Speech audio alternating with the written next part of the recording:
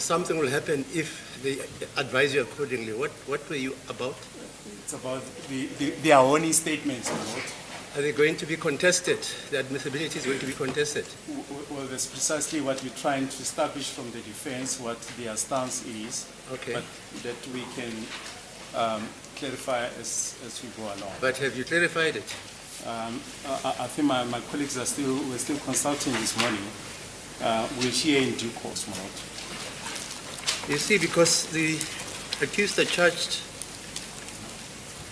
with a conspiracy and common purpose. Is that not so? Indeed, my lord. Right. So we have to establish whether the admissibility of the statements by accused 3, 4, and 5 are being disputed before we can start with the trial within the trial. Mr. Munisi,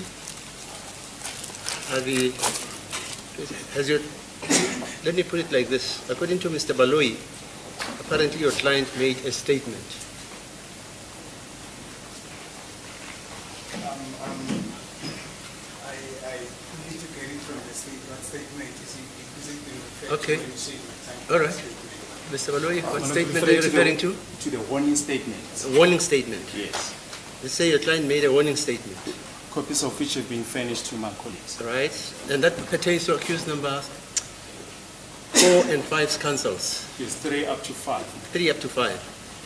Do you intend handing up the warning statements? Indeed, my lord. Hello? Indeed, my lord, but that's maybe something we can sort out of the trial within a trial. Are you contesting the admissibility or the handing up of the so-called statement, warning statement? I don't know what is the significance of that which the state calls a statement, in respect of that is being alleged that it was made by accused number 3. So I don't know what is the significance of that, whether that should be regarded, because it's trial, I'm told, is to determine the admissibility of what should be contained in that statement, whether in that statement there are confessions, whether in that statement there are admissions, whether in the statements, whether whatever, I don't know. I think the state needs to clarify. I don't know. Yes. But Mr. Baloyi says he wants to hand up the statements. Is that so, sir? Indeed, my lord. Now the question is, Mr. Munisi, are you or your client is it disputing or contesting the admissibility of the said statement? My client never made a statement. It never made a statement. Okay. Mr. Umalo? There's some instructed by the accused that he did not make any statement. At all. Mr. Sorry. Nyenki. Yes. My lord, the difficulty that I have is that I have not been instructed. I only spoke to Advocate Mshololo last night, but that aspect was never raised with me. Okay, fine. Mr. Baloyi, you say all 3 accused made statements. Indeed, my lord. Okay, this court then rules that a trial within a trial in respect of accused number 1, 2, 3, 4, and 5 shall proceed because it is justified by the inquiry this court has made pertaining to the evidence which the state leads or intends leading, and the state contends that there are statements which it intends handing up.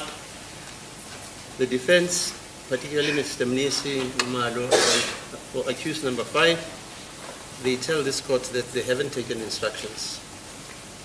But the point is, the state says your clients made statements. Okay, so consequently this court finds that there is justification to hold a trial within a trial in respect of all the accused. Okay. Is the court. Thank you. Now, we're grateful for that ruling. As I'm saying, I'm referring to myself and accused number 3. But even so, matters, we need to know what heck is the, what would be the name of that statement? Whether in that statement there are admissions or there are what? I don't know. I don't know. We also need to know, Madam, from the state, because... No, but you are in Yes, we- possession. You are in possession of the statement, Mr. Miss. Are you not? No, I will give the statement. Hello? Because I'm saying there's no statement. Okay, fine. that- But I've made a ruling, sir. I've made a ruling. Because the state, as the Dominus Litus says, there are statements. Yes, Is that not what you're saying? Indeed, And my the lord. state intends handing them up. And you, Mr. Mnisi, say your client hasn't made a statement. yes. Mr. Ngumalo says your client hasn't made a statement. You are in between the boom and the bus. You are saying you don't have instructions. That's correct. Right, but the point is the state says there are statements, and I'm not privy to the evidence which the state is leading. You are privy to the evidence the state intends leading, because in terms of state versus Shabalala, you were handed the contents of the docket.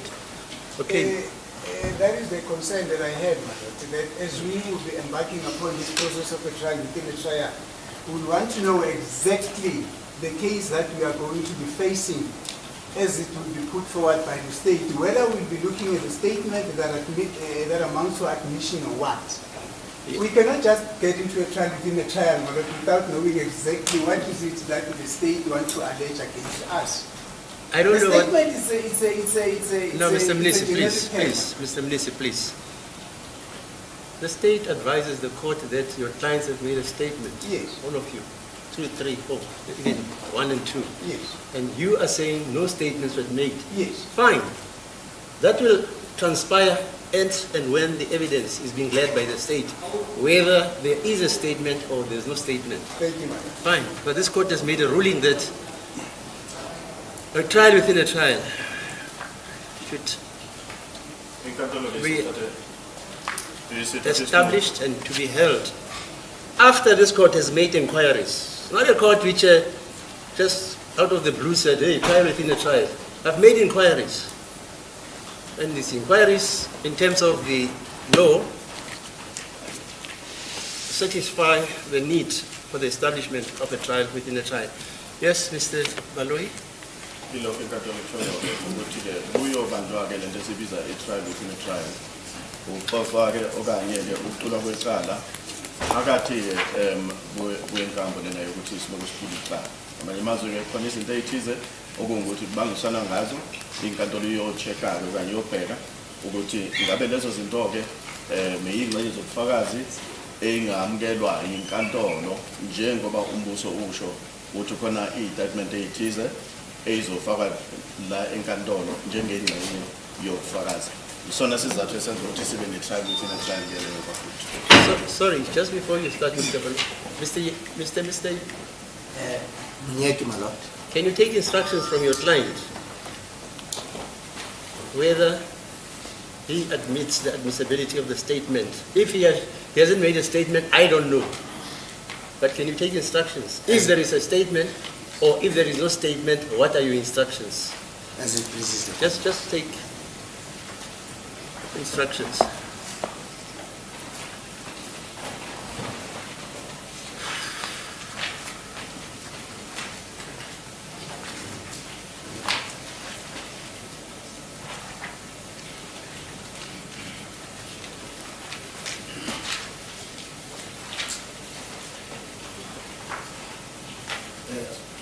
My lord, accused number 5 says he has not made any statement. Okay, but you heard the state. Mr. Baloi says he has made a statement. That's correct. Okay, so my ruling stays about the trial within the trial in respect of As it all the accused. Okay, Ukuthi inkantolo-ke isinqumile kanjalo. Thank you, Mr. Baloi. Malana bonke abamangalelwa siyaqhubeka nge-trial within a trial. As a court, please, my lord, just two preliminary issues. The first one is that the court had requested Mr. Mulder yeah. of Sibanye Stillwater to make an additional statement attaching the salary advice of accused number 2. He has since done that, my lord, yesterday, and we have handed up the statement as annexed as Exhibit DD, Annex 2. It's in the It's an extra bundle. DD2, ne? Yeah, Annexure 2 is in the exhibit bundle that I've just handed up. Okay. Yeah, but before you hand it up, Mr. All the councils will have to tell me whether they want to cross-examine on that document, the slips. Okay. Indeed, my lord, just the provisional handing up of the document. My colleagues haven't had the chance to engage with the document. Yeah. We can consider that at the later stage. Okay, fine. Yeah, as long as they have an opportunity to cross-examine, if they so desire. Okay, thank you, sir. Then, my lord, as far as the trial within a trial is concerned, there are several exhibits that the state is going to hand up. Yeah. We have updated the list of exhibits, which it's in the court bundle that I've just handed up.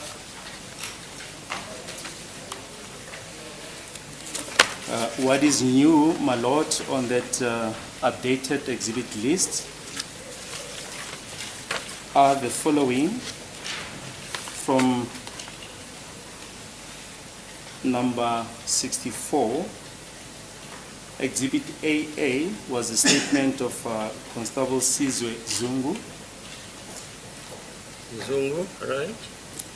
Then Exhibit BB was the identity kit as seen by Constable Zungu in the newspaper on the 28th of October 2014. Then Exhibit CC was the copy of the SAP-13 of a cell phone that was found in possession of accused number 5. That process was aborted when objections were raised. We'll revert to that at a later stage when we deal with cell phone evidence. Okay. Then number 67, Exhibit DD, those are the clocking records of accused number 2. Then Exhibit DD, Annexure 1, those are the Capitec bank statements of accused number 2.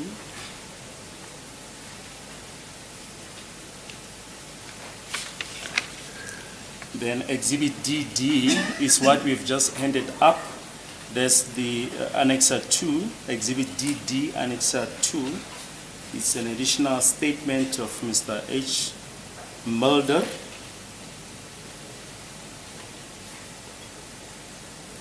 Attaching the salary advice of accused number 2.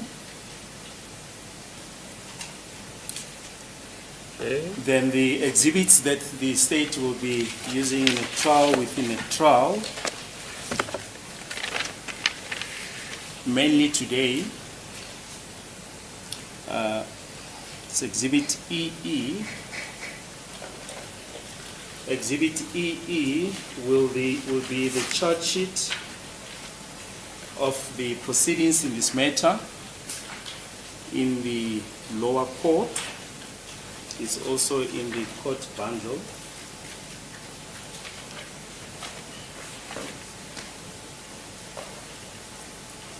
Wait, just, yeah. Have these been handed over to the councils? Indeed, my lord. All right. So it's a record of the proceedings in the lower court. And this is handed up, my lord, in terms of section 235, 235. of the Criminal Procedure Yes. Act.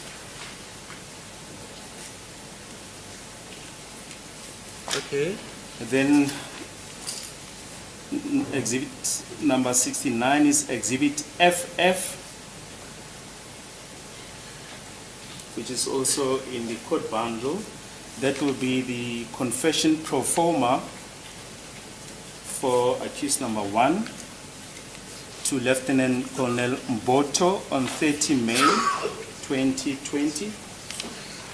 Mboto. Mboto. We've taken out the statement itself. Yeah. It's not admissible at this stage. That's it, yeah. So, wait, it's Colonel Botha on the 20th of what? On the 30th Sorry, of 30th May 2020. 2020. Okay. Then Exhibit GG will be the pro forma of pointings out by accused number 1 to Lieutenant Colonel Khadebe.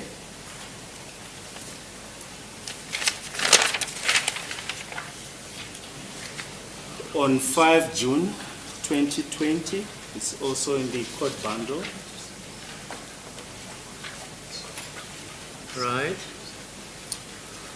Then the state intends to use some of the photos, that is Exhibit GG Annexure 1, photos 1 up to 7 of the pointings out. And those photos were taken by Sergeant Mapakela on 5 June 2020.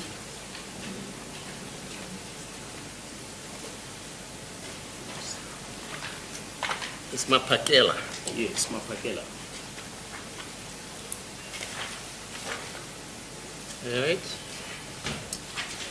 Then Exhibit HH is a pro forma for a confession made by accused number 2 to Lieutenant Colonel Rapadu.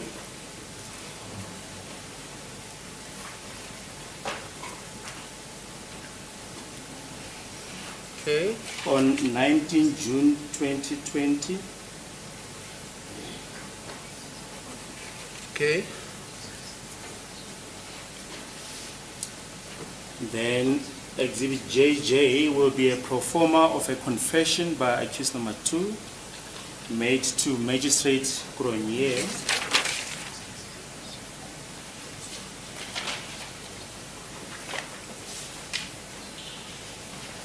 Magistrate Gronier. Yes. Okay. On the, it's V. Gronier on the 24th of June 2020. Okay.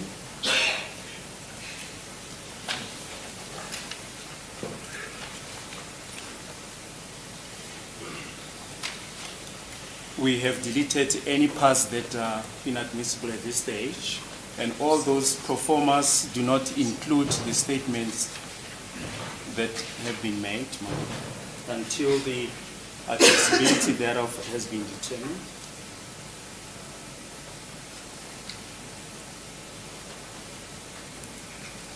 Okay.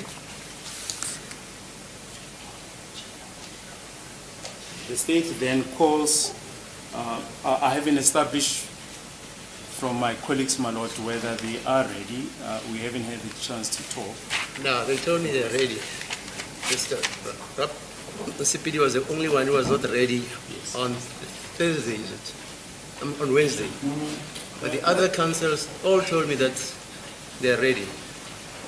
As it pleases the court, my lord, before I even go to that, my concern is with respect to the exhibits that my learned colleague has just told the court about, which are for the purposes of a trial within a trial. We haven't consented or had any discussion with my learned colleague that same can be handed to court before we had discussed, because he says he has handed a exhibit, some of the parts are redacted. So we need to see the redacted parts before, so that we know we are The on the same. redacted parts, as I understand it, are in the said confession, alleged confession. It's not the or alleged statement. Is that not so? Indeed, my lord. Are you with me, Mr. Rapp? The redacted part relates to, according to the state, the actual notation in the alleged statement and the alleged confession and the alleged statements relating as opposed to the pointing out. So what, you say you never received those. No, we have, my lord. So what is the problem?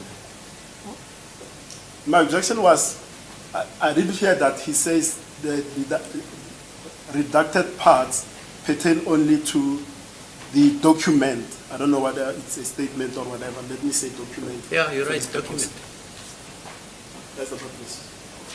And the photographs, you're saying that the ones which are taken by, for the pointing outs, they're taken by whom? Lieutenant Colonel? No, Rap they were taken by sergeants. Sorry. Sergeant Mapakela. Mapakela, ne? Yes, Mapakela. And you say that those photos are 7. Yes, 7. yes. Have they been finished to the defense? Yes, they do have, Mr. Do you have those photos We do have. of the pointing outs? yes. Mr. Nisi, do you have the photos? It's not only about the photos. No. I am asking the question. You will tell me whatever you want to tell me. Have you been finished with the photos 1 to 7 of the pointing outs? Yes, the black and white version of the photos. Mr. Numalo? Yes, I confirm that, my And I that's confirm fine. that now. Right. So what do you want to raise, Mr. Nisi? We also requested the arrest statement. Madam. The arrest? Arrest statements from the, from the state which we never received. And that is going to have a lot of, a huge bearing on the trial, between the trial. But on top of that, my lords, on top of that, Now let's do that first. Where are the arrest statements? They say there are arrest statements. Well, they were finished with the statement of Brigadier Gininda. So the arrest statement in respect of accused number 1, number 2, number 3, number 4, number 5 were finished to the councils. Yes, as I've just indicated, Brigadier Gininda is the overall investigating officer. He's got a team who are assisting him, and I just want to establish from Advocate Nisi, whether he's referring to the statement of the main investigating officer or No. members As I of- understand him, he says he wants his client's statement relating to his client's arrest. Is that what you're not saying, sir? that is so many. That's it. Yes, yes, yes. So it means the policeman, in whatever capacity you arrested his client, would normally make a statement. Yes. He wants that statement. Yes. We can, as I say, I would imagine those issues are incorporated in the statement of Brigadier Gininda, but we can clarify that, my lord, off record with the defense.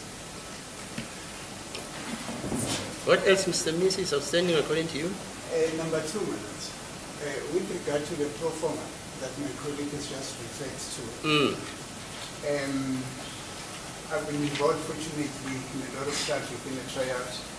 On the questionnaire in that pro forma, there could be some instances where an accused person says something that should not actually be known by the court before the admissibility of that statement has been determined. It is therefore No, it's not about proven. it. No. It's about it's a statutory form, a pro forma. It's a statutory form. Your name, your address, your cell phone number, and then it advises you of the Section 35 rights, and then they categorize them. And then there are questions asked. Do you eat pap? When you say no, and the result is no, it's no. Maybe the court does not understand. what I I'm understand trying you to well. say. What I'm saying, my lord, is in those questions which would say, do you eat pap? Yeah. The accused might say something which for the purpose of a determination of the admissibility of that statement before it is admitted, that should not be made available to the court.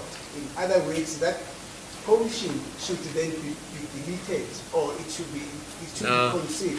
Mr. Balui, is that how you understand the law? Yes, I understand where Advocate Ms. is coming from. The only hint of what he's saying is contained in Exhibit HH. If I can ask the court to turn to Exhibit HH. I don't want to see any exhibit at this stage. Yes.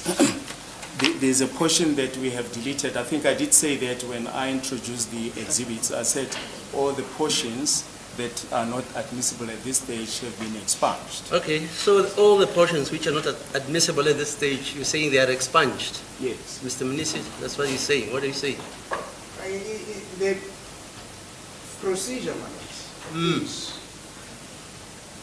when he is doing that, Yeah. he needs to do that in conjunction with us. He cannot simply decide on his own to expunge those portions and then hand the statement to the court. And in any event, statements of this nature or an exhibit matter can only be handed to the court through the witness that is going to come and testify. It cannot be handed in advance.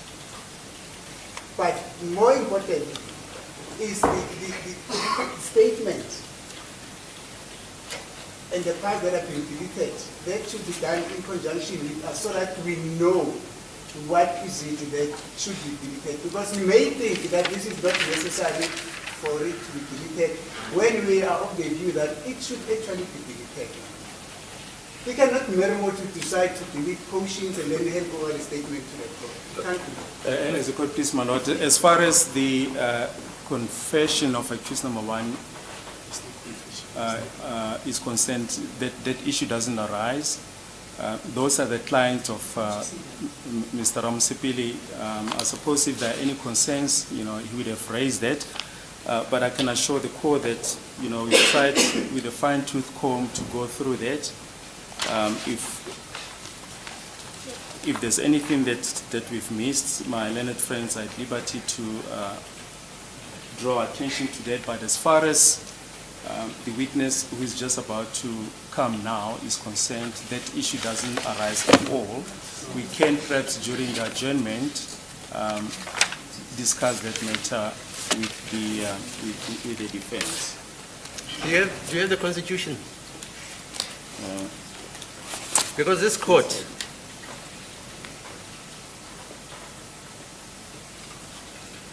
is obliged in a trial within a trial to use section 35F of the Constitution. Do you have it? So that, and if there is any evidence which is inadmissible, this court is matured enough to say that evidence won't be taken into consideration in the judgment of this matter because it is unlawfully acquired, or it is unlawful, or it is unfair. Who has a Constitution? I've got a booklet, my lord, but I'm just trying to look for it now. Yeah, let's read it so that we... So it's not about the state reducting this or that or that. It's about this court being enjoined by the Constitution which evidence to admit, whether it's in the interest of justice, whether it is against the administration of justice, etc. Let's read it. And this is the court which makes the decision which evidence will be taken into consideration.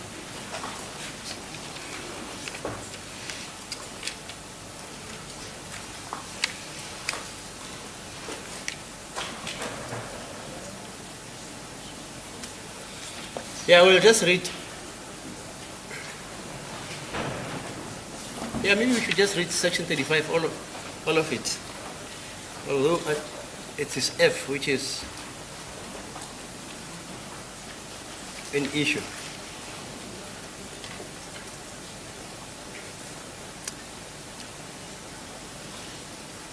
Section 35, arrest, detained and accused persons. 35.1, everyone who is arrested for allegedly committing an offense has the following rights. 1, to remain silent. 2, to be informed promptly, 1, of the right to remain silent. 2, of the consequences of not remaining silent. C, not to be compelled to make any confession or admission that could be used in evidence against that person.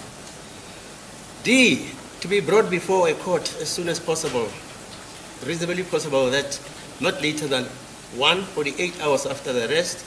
2, the end of the first court day after the expiry of 48 hours, if the 48 hours expires outside ordinary court hours or on a day which is not an ordinary court day. E, at the first court appearance after being arrested, to be charged or to be informed of the reason for the detention. to continue or to be released. F, to be released from detention if the interests of justice permit, subject to reasonable conditions. 35.2, everyone who is detained, including every sentenced prisoner, has the right, A, to be informed promptly of the reason for being detained, B, to choose and to consult with a legal practitioner, and to be informed of the right of his rights, of this right promptly. C, to have a legal practitioner assigned to the detained person by the state at the state expense if substantial injustice would otherwise result, and be informed of the right promptly to challenge the lawfulness and detention of the person before a court, and if the detention is unlawful, to be released. E,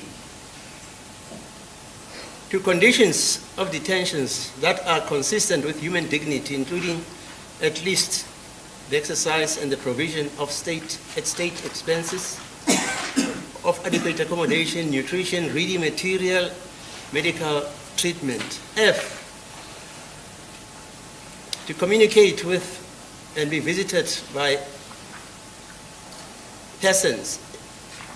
1, the spouse or partner. 2, next of kin. 3,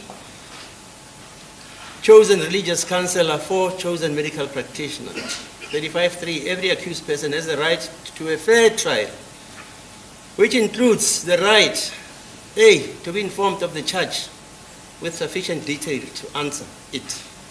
B, to have adequate time and facilities to prepare a defense. C, for a public trial before an ordinary court. D, to have the trial begin and conclude without unreasonable delay. E, to be present when being tried.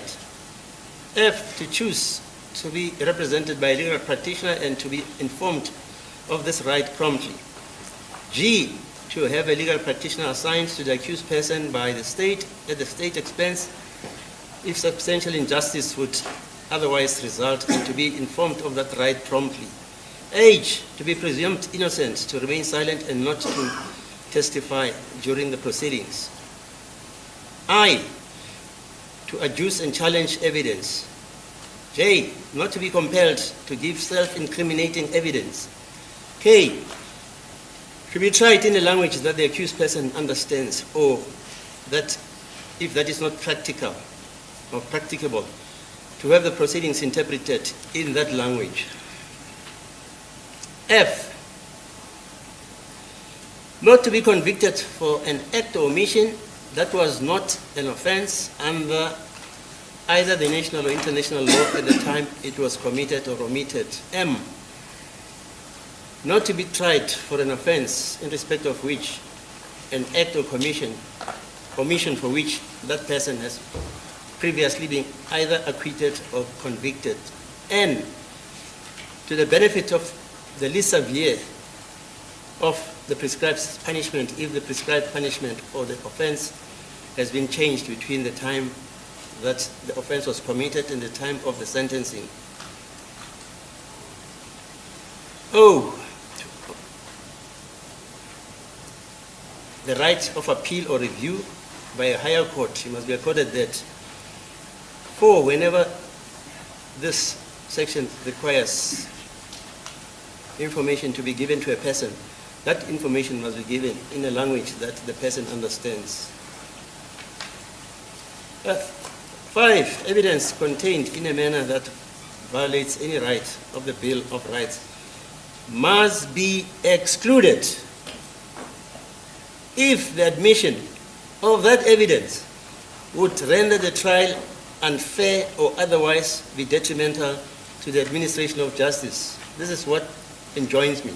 So I can't sit here and admit unlawful, illegal, unconstitutional evidence.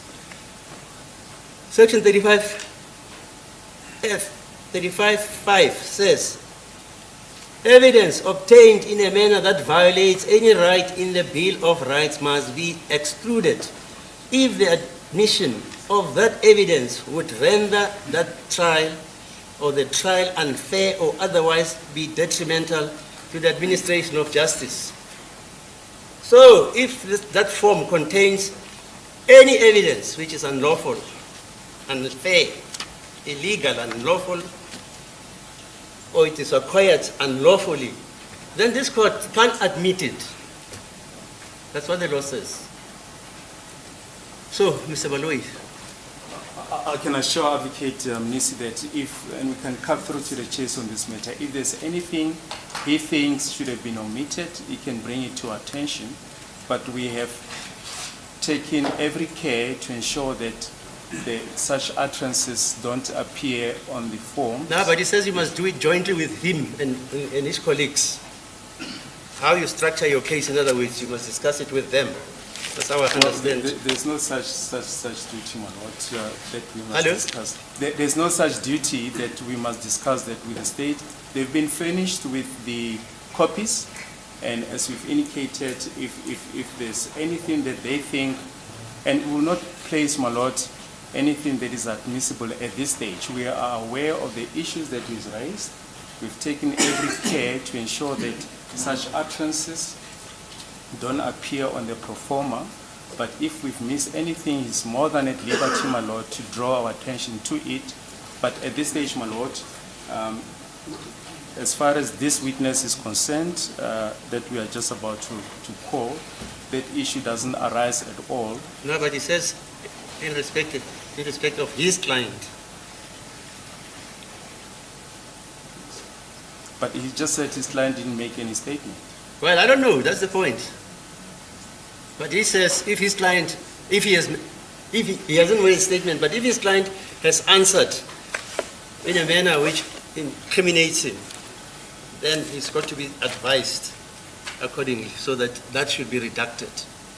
And it's not even, those statements are not yet before court, my lord. I think he's just referring to the pro formas that have just been handed up. Yes, the statement, I won't see the statement Yes. until this court decides.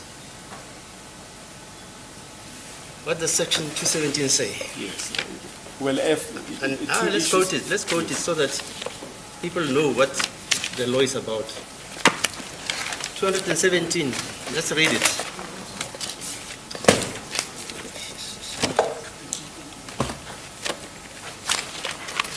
There are three requirements, as I recall. Yes. It must be made freely and voluntarily.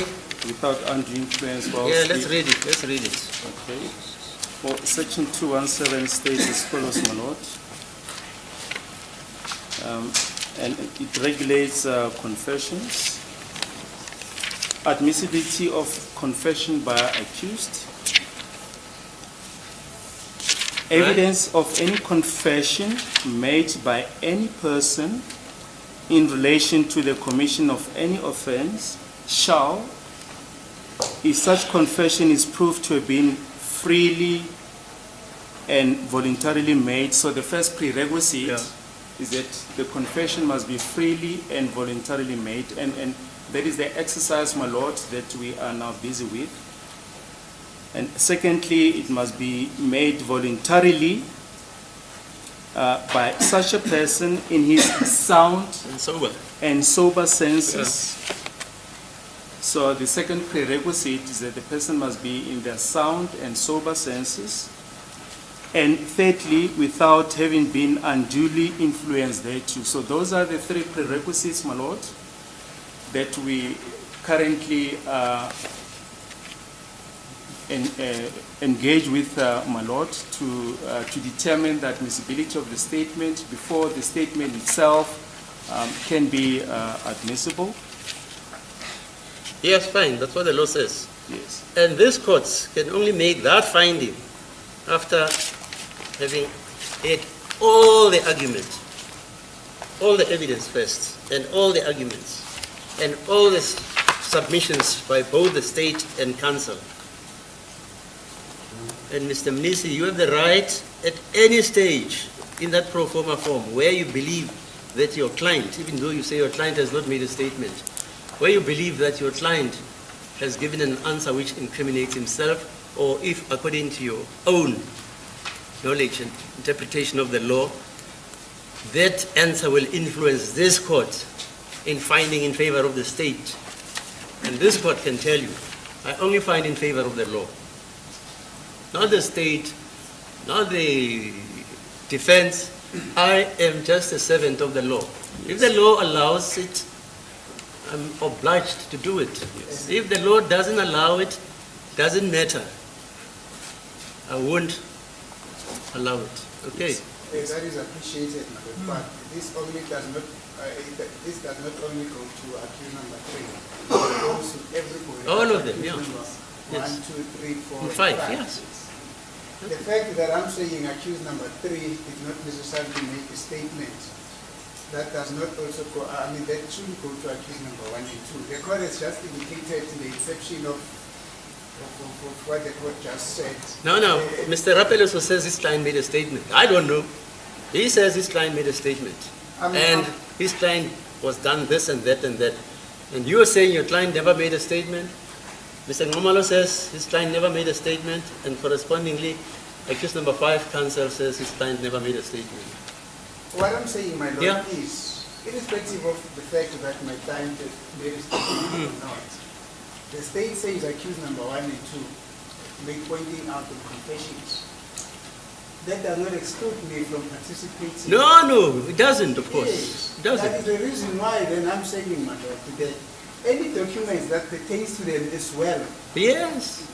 it needs to be conversed with us before it can be handed over to the court. The court cannot hand documents to the court before those documents are conversed with us. But you see That what? is my concern. Yeah, but you see what this gentleman is saying, Mr. Baloyi. He says you have that pro forma form. That's what he says. It's not I me. don't have that pro forma form which part of which has been deleted before it was handed over to the court. Yes, Mr. Baloyi. Honored, we really need to save court time here. We've made it clear that as far as the first witness is concerned, that issue doesn't arise, and if Advocate Nisi can point us to a specific Why don't you give point- Advocate Nisi the redacted part? You say you have redacted it. Yes. Just give him the document, which is you call the pro forma. And it should not only be myself alone. No, please, Mr. Minister, I'm addressing your concerns. The other gentlemen can speak for themselves. And Mr. Ngumalo knows what to say. that's Exhibit HH, my lord, on page. But give him the redacted part, your redacted part. That Yes. pro forma. Yes. I just Because he says he doesn't have that one Yes. in his possession. Yes. Actually, what you should do, give it to each and every council. Rose, where's my register? But yes. Can you but- make copies of it? Before we start, can we make copies of that? Can you make copies of that? Yes, I understand, but my suggestion, my lord, is that we draw, because they're still going to need this information. If they expunge it from their copies, they'll be without that information. If No. You give him what you have. Yes, So it's what you have, which you give to them, and what you had already given them. Yes. Is that not so? yes. Just make copies, so that nobody must accuse this judge of conducting an unfair trial. Yes. Perhaps if it's acceptable to Advocate Nisi and to the court, we can draw his attention to the parts that have been expunged, and we I'm can going to adjourn. Draw, as you say, you're going to discuss it with him. But this court says you must make copies for that document which you intend using as pro formas, Yes. okay? Which you have redacted. All right. I'll give you 15 minutes. All right.